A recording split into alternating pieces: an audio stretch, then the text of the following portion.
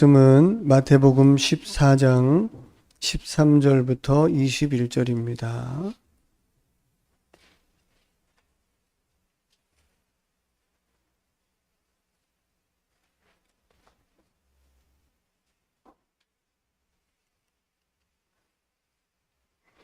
마태복음 14장 13절부터 21절의 말씀입니다. 봉독해 드립니다. 예수께서 들으시고 배를 타고 떠나사 따로 빈들에 가시니 무리가 듣고 여러 고을로부터 걸어서 따라간지라. 예수께서 나오사 큰 무리를 보시고 불쌍히 여기사 그 중에 있는 병자를 고쳐 주시니라. 저녁이 되매 제자들이 나와 이르되 이곳은 빈들이요 때도 이미 저물었으니 무리를 보내어 마을에 들어가 먹을 것을 사 먹게 하소서. 예수께서 이르시되 갈 것 없다. 너희가 먹을 것을 주라. 제자들이 이르되 여기 우리에게 있는 것은 떡 5개와 물고기 2마리 뿐이니이다. 이르시되 이것을 내게 가져오라 하시고 무리를 명하여 잔디 위에 앉히시고 떡 5개와 물고기 2마리를 가지사 하늘을 우러러 축사하시고 떡을 떼어 제자들에게 주시매 제자들이 무리에게 주니 다 배불리 먹고 남은 조각을 12바구니에 차게 거두었으며 먹은 사람은 여자와 어린이 외에 5,000명이나 되었더라. 아멘. 우리 옆에 분들과 함께 인사를 나누겠습니다. 사랑합니다. 예, 축복합니다. 날씨가 좀 싸늘해져서 가만히 앉아 계시면 좀 싸늘할 수가 있습니다. 말씀하시면 이렇게 온기가 좀 따뜻하게 해드리도록 하겠습니다. 네. 오늘은 5,000명을 먹이신 사건이 기록이 되어져 있습니다. 우리 지난주와 연결을 해서 말씀을 드려보면 이 오병이어의 사건은 마태, 마가, 누가, 요한 이렇게 다 기록이 되어져 있습니다. 마태는 기록 내용이라든지 기록한 부분들을 보면 동일하게 모두가 다 마태, 마가, 누가는 세례 요한의 죽음 뒤에 오병이어를 이렇게 순서상 집어넣고 있습니다. 보통은 이 순서가 조금은 바뀌기도 하고 틀어지기도 하는데 세례 요한 죽음 뒤에 이 세 복음서는 전부 오병이어의 기적을 이렇게 삽입을 하고 있습니다. 요한복음만 전혀 다릅니다. 그리고 가장 늦게 기록된 복음서가 요한복음으로 생각을 할 때 요한복음 안에는 요한의 생각도 요한의 어떤 가지고 있었던 예수님에 대한 이해와 그리고 예수님에 대한 어떤 지식들이 마태, 누가, 마가에 대한 내용보다 훨씬 더 디테일하고 자세하게 녹아져 있고 포함되어져 있습니다. 오늘 우리가 주님의 만찬 시간에 읽었던 요한복음 6장 53절부터 58절의 말씀을 읽으셨는데 사도 요한은 오병이어의 기적을 6장 전체까지 확대하고 있습니다. 우리가 오늘 주의 만찬을 통해서 읽었던 그 내용까지도 오병이어에 포함시키고 있다. 이 말씀입니다.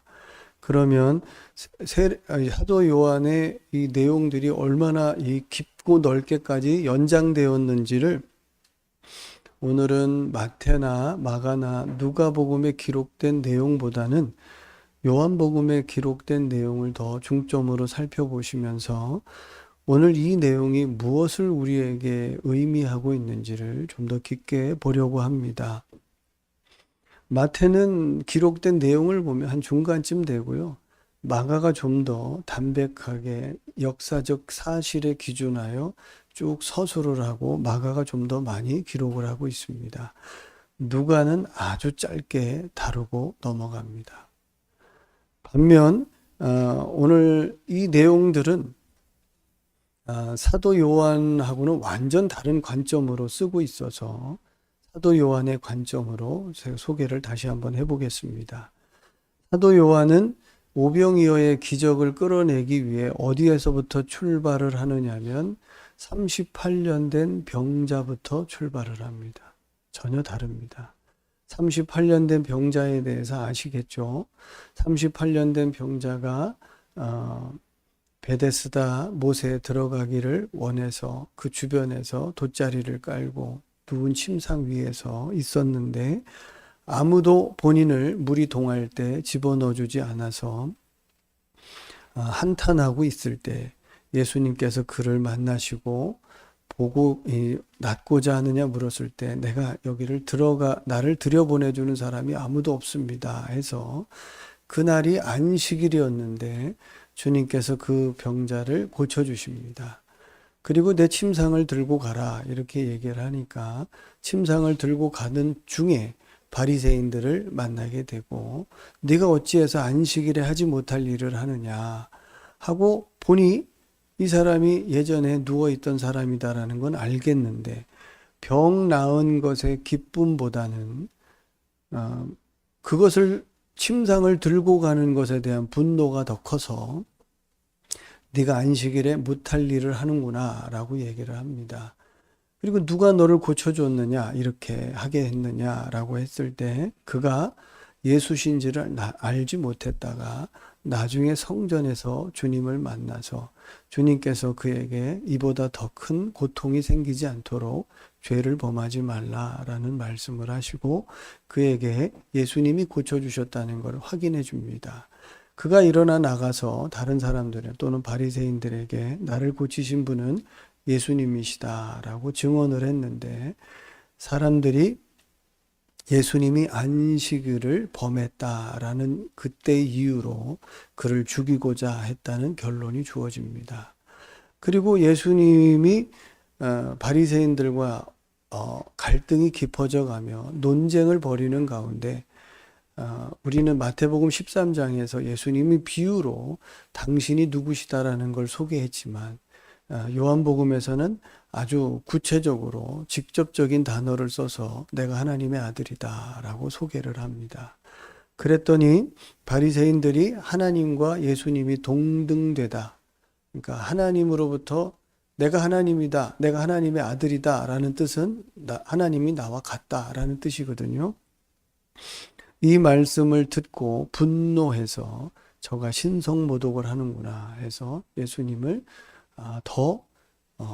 전에도 죽여야 하는 대상이지만 더욱더 그래야 하는 대상으로 예수님에 대한 이해가 옮겨갑니다. 그러다 보니 혼란하는 질문들이 막 생깁니다. 도대체 당신이 누구길래 우리를 이렇게 헷갈리게 하느냐. 그리고 도대체 당신이 어떤 분위기에 이런 일들로 하여금 우리로 하여금 명확한 믿음을 주지 않느냐라는 갈등이 생기고 어떤 많은 물음표가 던져질 때쯤 오병이어의 기적이 나타납니다. 그 안에 있습니다. 오병이어의 기적이 나타나서 5,000명을 먹이고 오늘 마태복음 기록에는 어린아이와 여자들이 부녀들이 먹은 것 외에 더 많은 숫자들이 5,000명이 먹었다. 이렇게 얘기하고 12광주리를 거두게 되었다라는 어떤 표적을 쓰고 있습니다. 그 표적이 일어나니 대부분 발칵 뒤집혔으리라 생각이 됩니다. 그리고 우리는 오늘 말씀드린 대로 요한복음을 기준으로 해서 제가 살펴본다고 말씀을 드렸으니까 이제 요한복음을 기준으로 해서 보도록 하겠습니다. 일단 요한복음 5장을 펴보시죠. 요한복음 5장 30절부터 아마 47절이 오병이어의 기적으로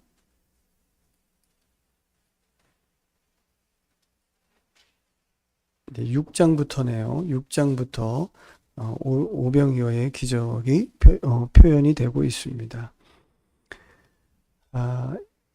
이 사도 요한의 이 요한복음의 증언들을 보면 이제 오래된 병자 38년 된 병자를 고치시면서 아들의 권한이 어디까지다라는 하나님과 본인이 하나님의 아들이다라는 것으로 동등됨을 이야기하시고, 그리고 당신을 믿게 하는 증언에 대해서 5장 30절부터 소개를 하고 있습니다. 나는 예를 들면 이렇게 하는 것이 내가 하고자 해서 내 뜻대로 되는 게 아니라 나를 보내신 아버지의 뜻대로 하고 있는 것이다 라든지, 아니면 어떤 내용들에 대해서 당신이 영생이라는 것을 소개합니다. 그리고 성경을 왜 보느냐라고 묻기도 하고, 이스라엘 사람들에게 성경을 보는 이유가 그 안에서 상고해서 영생을 얻으려고 보는 것 아니냐, 내가 영생이다, 이렇게 직접적인 단어를 써서 소개하는 장면이 나옵니다. 제가 그런 한두 구절을 읽어드리면, 5장 39절을 한번 보시면, 너희가 성경에서 영생을 얻는 줄 생각하고 성경을 연구하거니와 이 성경이 곧 내게 대하여 증언하는 것이니라. 그러나 너희가 영생을 얻기 위하여 내게 오기를 원하지 아니하는도다. 이런 말씀들을 하세요. 그리고 사도 요한은 오병이어의 이 표적을 가지고 아주 둘로 확실하게 나누는 것이 있습니다. 육과 영을 완전히 나누어 놓습니다. 그러니까 이제 오늘 이 말씀을 들으시게 되면 내가 예수님을 왜 믿으려는지를, 어디에 속해서 믿으려는지를 더 또렷하게 아실 겁니다. 내가 육에 서서 예수님을 믿으려 하는지, 아니면 영에 서서 예수님을 믿으려 하는지, 그리고 그 나타나는 증상은 우리 안에 확연하게 다를 것이라고 보여집니다. 그러면 이제 오늘 성경을 상고하는 이유, 예수 그리스도를 믿으려는 이유, 예수님 앞에 우리가 오려는 이유, 이 땅의 기름진 복을 위해서 이 땅에서 잠시 머물다가는 내 안개와 같은 삶, 꽃과 같은 삶에 풀과 같은 삶에 꽃처럼 아름다움을 피워달라고 예수님을 믿으신다면 틀린 겁니다. 100% 틀린 겁니다. 조금도 틀린 게 아니라 100% 틀린 겁니다. 그리고 오늘 예수님이 말씀하시기를 내게로 오는 목적이 영생이어야 된다라고 말씀합니다. 그럼 우리는 솔직하게 이렇게 대답을 해보시면, 저와 여러분들은 예수님을 믿고 예수님과 하나 돼서 성령을 선물로 받으셔서 영생을 얻으셨다면 이미 하나님의 약속은 다 이루어진 것입니다. 그렇지 않습니까? 내게 영생이 있으면 이 약속이 이루어져서 우리는 그것을 간직하며 그것을 기뻐하고 그것 때문에 항상 감사할 수 있는 조건의 사람이 된다는 의미겠지요. 그럼 예수님이 당신을 영생으로 소개하고 나에게 오는 목적이 영생을 얻게 하는 것이라고 말씀을 하시면서 오늘 쭉 말씀을 이어가시면서 오병이어로 들어갑니다. 오병이어로 들어가기 전에 내가 영생이다입니다. 나에게 와야 영생을 얻을 수 있다라고 소개를 하시며 오병이어로 들어갑니다. 자, 이제 오병이어에서 5,000명을 먹이십니다. 그리고 다른 복음서에서는 없는 내용이 기록이 되어져 있는데 요한복음에만 있는 요한의 각주 같은 내용이 있습니다. 요한이 그 뒤에다 붙여놓은 어떤 내용이 있습니다. 2절이거든요. 그 2절을 보겠습니다. 14절, 15절입니다. 요한복음 6장 14절, 15절입니다. 나머지 위에는 똑같습니다. 똑같은 내용이 기록이 되어져 있고 14절만 보시면 이렇습니다. 그 사람들이 예수께서 행하신 이 표적을 보고 말하되 이는 참으로 세상에 오실 그 선지자라 하더라. 그래서 다른 데 없는 내용이 붙어 있습니다. 그럼 저분은 표적을 보고 난 다음에 그들이 어떤 생각을 가졌는데 그들은 누구일까요? 라고 보면 무리들이겠고 그 무리들 가운데 예수님에 대해서 좀 궁금함을 가졌던 서기관과 바리새인도 있을 테고 어쩌면 예수님의 가족들도 포함되어 있을 수도 있겠습니다. 그들이 예수님의 행하신 표적을 보고 와, 이분은 정말 참되게 이 세상에 오실 하나님의 아들이다 라고 고백했으면 좋겠는데 선지자다 라고만 고백을 합니다. 그리고 15절도 보시죠. 15절에 그 다음 절 15절을 보시면 한번 말씀을 보세요. 그러므로 예수께서 그들이 와서 자기를 억지로 붙들어 임금으로 삼으려는 줄 아시고 다시 혼자 산으로 떠나가시니라. 이 구절은 유일하게 요한복음에만 붙어 있습니다. 주의를 환기해 보죠. 오늘 중요한 내용입니다. 이 세상의 어떤 것보다도 가장 성경에서 얘기하는 복음의 핵심 가치가 오늘 내용 안에 있습니다. 그래서 한번 피곤하시더라도 잠을 싹 쫓아보시면서 같이 들어보시죠. 다시 저 구절을 잘 보세요. 그러므로 예수께서 그들이 와서 밥을 먹고 배가 부른 사람들이 와서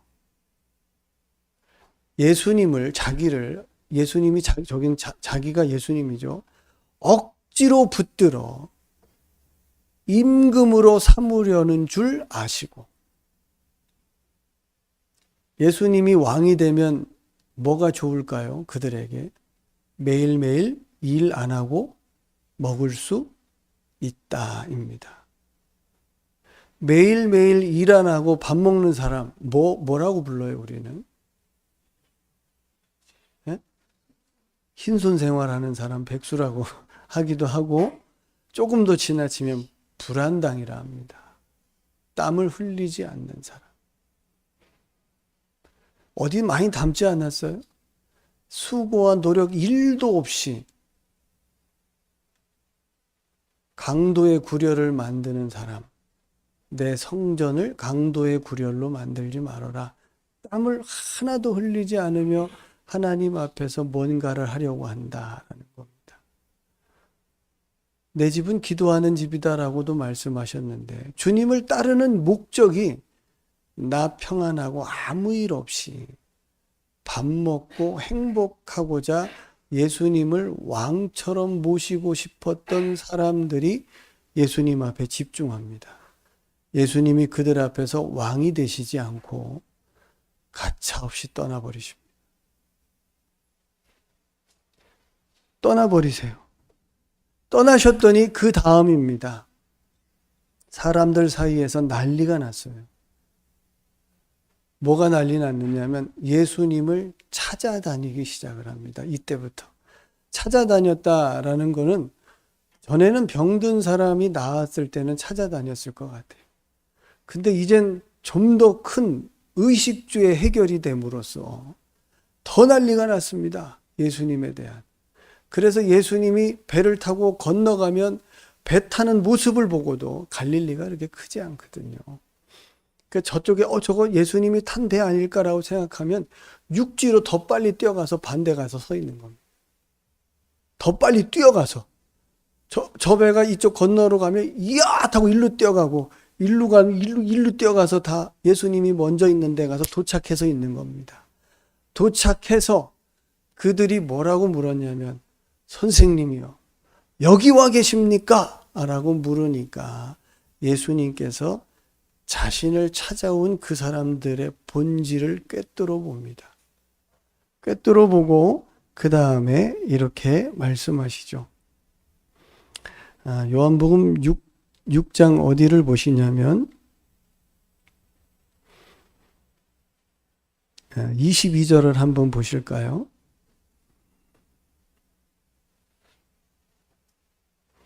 22절에 반대편으로 뛰어가는 장면이 아마 기록되었을 것 같아요. 이튿날 바다 건너편에 서 있던 무리가 배 한 척 외에 다른 배가 거기 없는 것과 또 어제 예수께서 제자들과 함께 그 배에 오르지 아니하시고 제자들만 가는 것을 보았더니 그러나 디베레아에서 배들이 주께서 축사하신 후 여럿이 떡 먹던 그곳에 가까이 왔더라. 무리가 거기에 예수도 안 계시고 제자들도 없음을 보고 곧 배들을 타고 예수를 찾으러 가버나움으로 가서 바다 건너편에서 만나 랍비여 언제 여기 오셨나이까 하니 예수께서 대답하여 이르시되 내가 진실로 진실로 너희에게 이르노니 너희가 나를 찾는 것은 표적을 본 까닭이 아니요 떡을 먹고 배부른 까닭이로다. 이렇게 말씀해 줍니다. 내가 보여준 건 표적인데 배불름을 위해서 왔구나라고 얘기하십니다. 그리고 이제 제가 아까 서두에 말씀드린 대로 육적인 사람, 영적인 사람을 100%쫙 나누는 글이 있습니다. 여러분들은 어디 서 계신가 한번 보세요. 자, 그 뒤에 표적을 본 까닭이로다 하고 27절을 띄워주세요. 한번 보세요. 성경을 확인하셔야 합니다. 항상 성경을 잘 보세요. 27절입니다. 썩을 양식을 위하여 일하지 말고 영생하도록 있는 양식을 위하여 일을 하세요. 이런 뜻이겠죠. 이 양식은 인자가 너희에게 주리니 인자는 아버지 하나님께서 인치신 자입니다. 이렇게 쓰고 있습니다. 자, 썩을 양식을 위해서 일하다. 일한 건 뭐예요? 일하는 걸 여러분 저 해석해 보세요. 일하는 것. 우리가 열심히 일하는 거, 썩을 양식을 위해서 일하는 거 아닌가요? 맞잖아요. 그럼 그 뜻인가요? 아닙니다. 그 일 열심히 하셔야 돼요. 지금 우리에게 주어진 사회생활 열심히 하세요. 이건 썩을 일이야 하고 다 집어 팽겨치시면 큰일 나는 거예요. 그 뜻이 아니에요. 그럼 어떤 얘기냐면 한 구절을 먼저 보시면 알아져요. 요한복음 6장 29절을 먼저 띄워주시고 저 구절 다시 볼게요. 29절 잘 보세요. 예수께서 대답하여 이르시되 하나님께서 보내신 일을 믿는 것이 하나님의 일이니라 하시니라. 일이 뭐예요? 저기서 말하는 일이 뭐예요? 예수님을 믿는 거예요. 그럼 썩을 양식을 위해서 일한다는 건 뭐예요? 썩을 양식을 얻기 위해 예수님 믿는 거예요. 그럼 영을 위해서 얻는 건 뭐예요? 영생을 위해서 예수님 믿는 거예요. 자, 여러분 어디 서 계세요? 우리 대부분 99%의 기도가 어디 있는지 확인해 보세요. 내 편에 서서 예수님 왜 따라다녀요? 예수님 왜 믿어요? 우리 다 이 땅에 썩을 양식을 더 많이 달라고 어쩌면 예수님 앞에 믿음을 쏘는 거 아닌가요? 주님이 그러지 말래요. 그렇게 나 찾지 말래요. 그렇게 나를 주인으로 대접하지 말고 그렇게 나를 왕으로 섬기지 말래요. 절대로 그들 앞에 왕이 되지 않겠대요. 떠나십니다. 그럼 우리가 바꿔야죠. 저는 이렇게 생각이 해요. 저 문을 열 때, 처음 교회를 들어올 때, 하나님 앞에 나올 때 하나님에 대한 지식도 없고 예수님에 대한 이해도 없을 때 그때는 잘 살아보고 싶어서 하나님 앞에 나도 이 문제 없이 좀 남들이 예수 믿으면 복 받는다고 하니까 나도 좀 그랬으면 좋겠다 라고 생각해서 저 문턱을 처음 열어 들어올 수 있습니다. 그러나 적어도 예수님이 누구신지를 알고 그분과 합하여 세례를 받고 성령을 받은 사람들은 이러면 안 되는 거예요. 그분이 누구신지 알았잖아요. 그분이 누구신지를 알았잖아요. 그분을 어떻게 믿어야 되는지도 아셨잖아요. 그런데 여전히 우리의 믿음이 영생을 위한 목적과 은혜로 옮겨가지 아니하고 그저 내 삶에 이 땅에 주어진 내 80생에 건강하면 80세 더 나오면 90세 100세를 사는 그동안 놀라운 하나님의 능력과 하나님의 임금됨의 권한으로 나의 삶이 그저 안주하고 잘 먹고 잘 사는 썩은 양식을 위해서 있다가 간다는 것은 슬픈 거예요. 그리고 그 믿음이 장담컨 하나님의 영생을 위해서 얻었다는 믿음으로 확인할 수 있습니까? 없잖아요. 내가 믿는 그 믿음이 나의 영생을 확신하는 믿음으로 있어야지. 예수님을 믿으려는 목적이 이들과 같다면 예수님이 그들을 떠나시고 만다는 것을 우리는 알 필요가 있습니다. 어디에 서 계시나요? 그럼 성경이 이래 물려 있습니다. 구약은 복에 대한 이야기를 참 많이 합니다.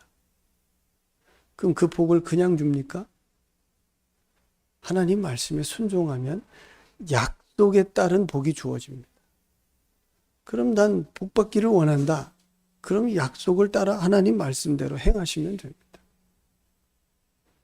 그럼 신약에서는요, 다른 차원의 복입니다. 우리가 마태복음 5장을 통과할 때 팔복을 보셨지 않습니까? 어찌 그것이 세상이 주는 복이라고 볼 수 있겠습니까? 그럼 우리는 그 복을 확인하고 우리는 세상의 복보다는 팔복을 내게 담아달라고 예수 믿으러 온 사람들 아닌가요? 맞지 않습니까? 그럼 예수님 위해서 핍박받는 거 기뻐하겠습니다. 그 믿음이잖아요. 예수님 위해서 정결한 마음을 가져 하나님을 보고 살겠습니다. 심령이 가난해서 하나님 나라가 내 것으로 살겠습니다. 우린 그렇게 결심하고 주님 앞에 이르는 사람이라고 말할 수 있겠습니다. 아직도 썩은 양식에 마음을 두고 예수님을 왕처럼 모시고 싶고 주라고 고백하고 싶습니까? 그럼 그 믿음은 어디에 바탕을 두었습니까? 0일까요? 6일까요? 6입니다. 100%. 그럼 혹시 이 구절 기억나십니까? 로마서 8장에 육신의 생각은 절대로 하나님을 기쁘시게 할 수 없다입니다. 우리가 그럴 수 있습니다. 믿음을 가졌노라면서. 여기 믿음이 없다라고 얘기하지 않습니다. 믿음을 가졌습니다. 예수님에 대한 어떤 믿음이요? 저분만 믿으면 내가 평안하다 라는 식의 믿음이었습니다. 주님은 그것은 썩는다입니다. 그게 아니라고 말씀하시는 거죠. 그래서 사람들이 뭐라고 답을 하냐면, 그러면 그 먹을 것을, 그 주님이 말씀하시는 영생을 위한 그 양식을 우리에게 주어서 배불리게 먹게 해주세요라고 답을 했습니다. 그분이. 배불리 먹게 해주세요. 그 양식을. 그랬더니 주님이 뭐라고 말씀하셨을 것 같습니까? 오늘 우리가 읽은 주님의 만찬이 그렇게 연결이 됩니다. 나 먹어. 그렇게 된 겁니다. 다시 썩을 양식을 위해서 온 그들을 향해서 주님이 왜 믿음을 가져도 그렇게 갔냐? 썩을 양식을 위해서 일하지 말아라. 믿음을 갖지 말아라. 나를 성경을 상고하고 나를 따르는 이유는 영생이지 않느냐? 영에 속한 양식을 먹어라 라고 주님이 말씀하셨더니 그 사람들이 눈을 동그랗게 뜨고 그 양식 우리에게 넉넉하게 줘서 영원히 배부르게 해주세요라고 했더니 주님이 하신 말, 나를 먹어라, 이렇게 된 겁니다. 그래서 오늘 내 피를 마시는 자는 내 살을 먹는 자는이 나온 겁니다. 그럼 그걸 그렇게 얘기를 했더니 그 사람들의 질문이 또 생겼어요. 뭐라고 생겼을 것 같습니까? 어떻게 먹어? 저 사람 사람인데 저 살을 우리가 어떻게 먹어? 저 피를 어떻게 마시라는 거야? 저게 말이 돼? 라고 생각하며 그들이 또 한 번 실수를 합니다. 주님이 나는 하늘에서 내려온 생명의 떡이다라고 얘기를 하니 그것이 무슨 내용인지를 모르고, 야, 저 사람 목수의 요셉의 아들 아니야? 어디서 지가 하늘에서 내려왔다 그래? 아이고, 우리가 다 봤구만. 이런 얘기를 또 한 번 언급을 합니다. 그럼 이 무리들의 시선을 아시겠습니까? 예수님은 어찌 보고 있습니까? 완벽한 철저한 육신에 속해서 보는 겁니다. 그래서 예수님이 하도 답답해서 이사야서를 언급을 당신이 직접 하십니다.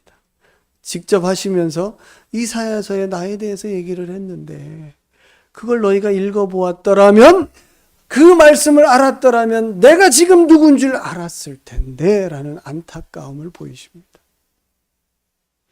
그래서 쭉 얘기를 하셔서 나를 먹으라고 얘기를 합니다. 그럼 이제 제가 또 반문해 볼게요. 여러분, 예수님 어떻게 먹어요? 여러분들은 한번 속으로 답을 해보세요. 예수님 어떻게 먹어요?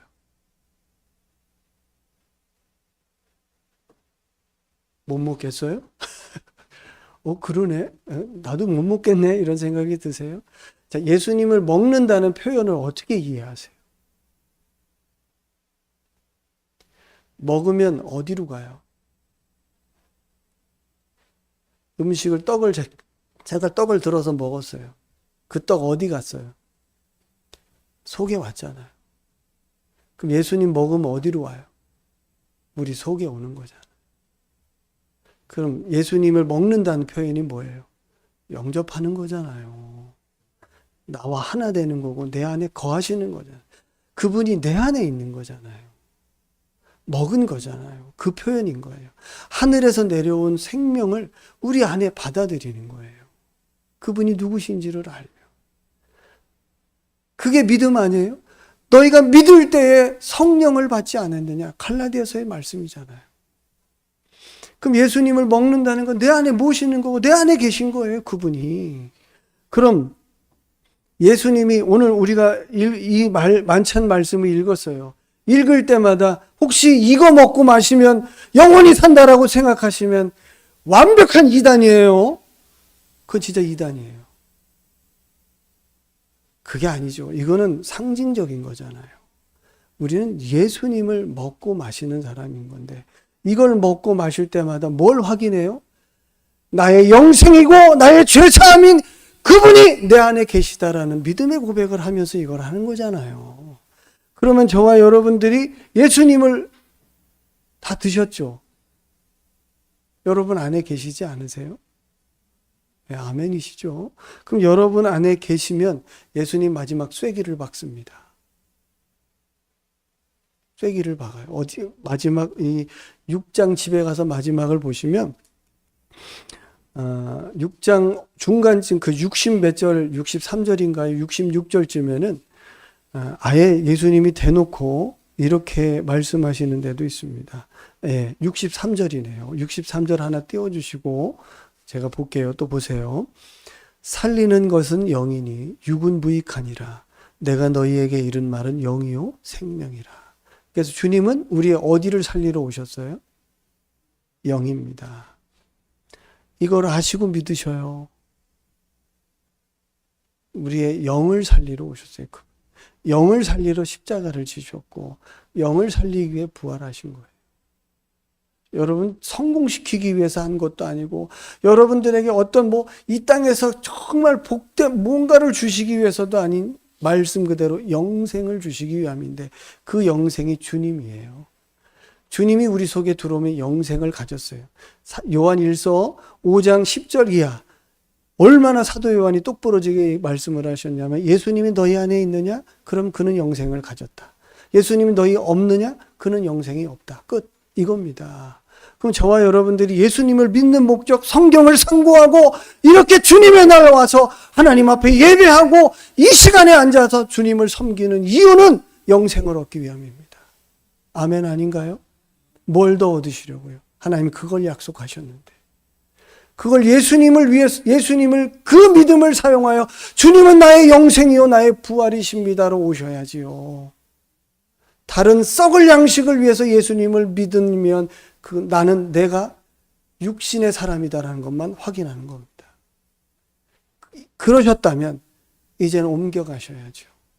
주님, 내 믿음이 기반이 틀렸습니다. 나도 더 이상 썩은 것을 위해 믿음을 쓰는 것이 아니라 영생하기 위한 하나님의 은혜 아래서 믿음을 갖겠습니다로 가야지요. 그럼 갔어요. 갔으면 주님의 마지막 말씀입니다. 마지막 말씀에 이런 얘기 있습니다. 예수님께서 만나와 당신을 비교하시는 장면이 있습니다. 구약시대에 내렸던 만나, 그거와 당신을 비교하시는 장면이 나와요. 구약에서 만나를 먹은, 광야에서 만나를 먹은 사람은 다 어떻게 됐다? 죽었다입니다. 그런데 나를 먹는 사람은 영원히 살 것이다 라고 말씀하시며, 만나는 사람을 살리지 못하지만, 모세의 율법과 이런 은혜들은 살릴 수 없지만 예수 그리스도는 우리에게 완벽한 은혜가 된다라는 것을 말씀합니다.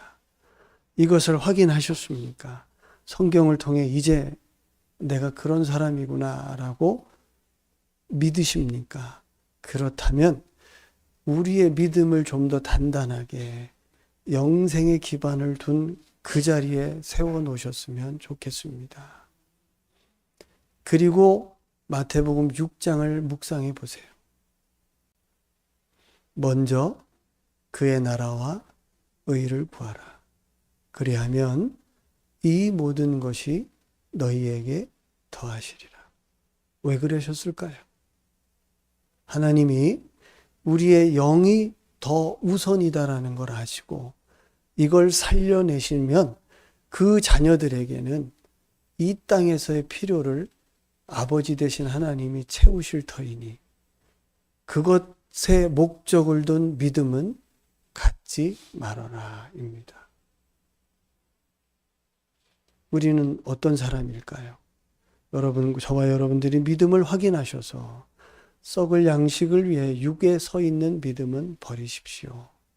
그리고 예수님이 영생이시고 부활을 얻은 자로서 그 위에 기반을 둔 하나님 나라를 꿈꾸시고 하나님을 섬기시고 그 안에 예수님은 주는 그리스도시요 살아계신 하나님의 아들이시며 나의 영생이고 나의 부활이심을 고백하며 이 땅에서 주님이 주시는 은혜로 만족하고 감사하고 평안을 누리시다 주님 앞에 이르시는 저와 여러분 되시기를 주님의 이름으로 축복합니다.